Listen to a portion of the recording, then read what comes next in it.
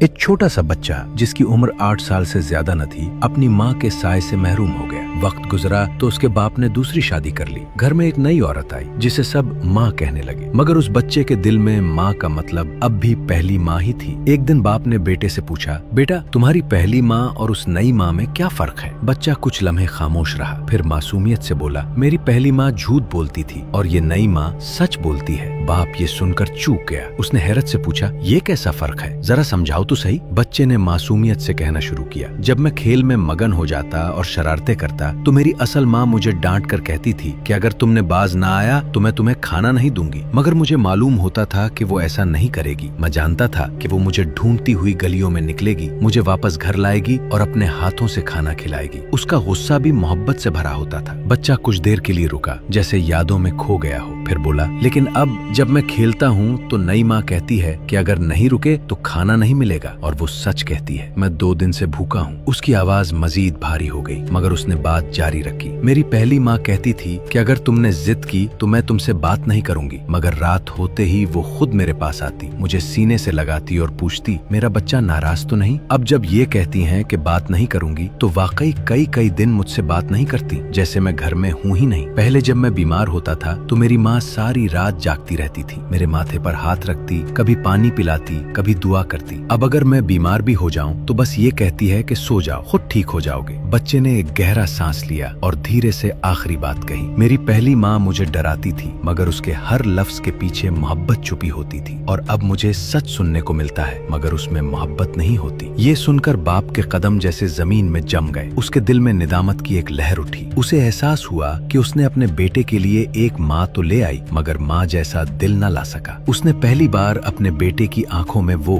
खुला देखा जो सिर्फ सच्ची माँ की मोहब्बत ही भर सकती है। उसे समझ आ गया कि बच्चों के लिए सिर्फ घर का होना काफी नहीं, बल्कि उस घर में मत, शफकत और एहसास का होना जरूरी है। क्योंकि माँ सिर्फ वो नहीं जो घर में मौजूद हो, बल्कि वो है जो बच्चे के दिल में बस जाए, उसे संभाले, उसे महसूस हो और उसे कभी तन्हा न छोड़े। अपनी माँओं से प्यार के इजहार के लिए कमेंट में उनके लिए कोई दुआ लिख दो। अल्लाह माँओं का साया सर पर सलामत रखे। आमीन।